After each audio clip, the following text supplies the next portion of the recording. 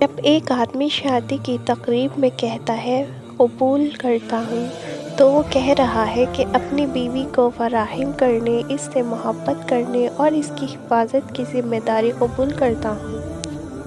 اس نے رسول کا حکم مانا، بے شک اس نے اللہ کا حکم مانا۔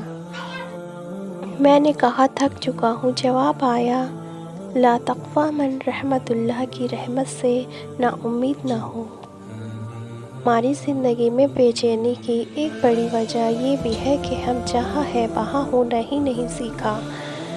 سارا دن یا تو ماضی میں ہوتے ہیں یا مستقبل میں، اگر کہیں نہیں ہوتے تو حال ہی میں نہیں ہوتے۔ لوگوں کی باتوں کی وجہ سے اپنا مقصد مت بھولو۔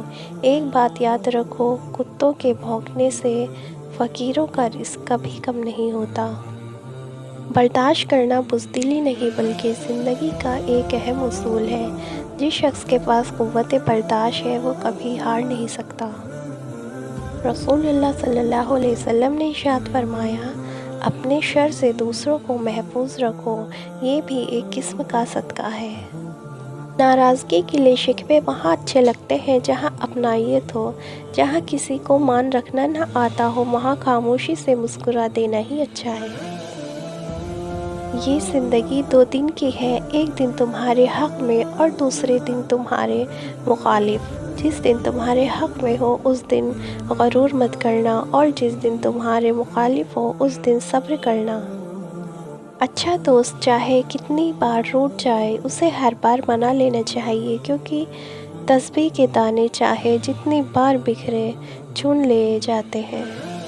لوگوں کے سامنے مسکراتے رہو اور اللہ کے سامنے گڑ گڑاتے رہا کرو، کیونکہ دنیا مسکرانے والوں کو پسند کرتی ہے جبکہ اللہ پاک گڑ گڑانے والوں کو پسند کرتا ہے۔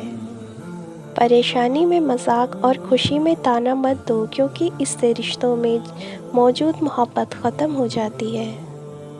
مومن بندے کی نشانی یہ ہے کہ جب اس کی موت کا وقت قریب آ جاتا ہے تو اس کے چہرے پر مسکراہٹ بھی آ جاتی ہے۔ کسی کو ذلیل کرنے سے پہلے خود ذلیل ہونے کے لیے تیار رہیں، کیونکہ اللہ کا ترازو صرف انصاف تولتا ہے۔ معجزوں کی آس، ہزاروں خیالات میں سے تمہاری عقل کا معجزوں کی آس پر رک جانا بے وجہ تو نہیں۔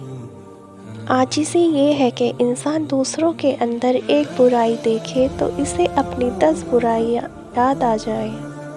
حضرت عبداللہ بن شقیق بیان کرتے ہیں، رسول اللہ صلی اللہ علیہ وسلم کے صحابہ اعمال میں صرف ترک نماز کو کفر تصور کیا کرتے تھے، اور بے شک نماز بہترین عمل ہے۔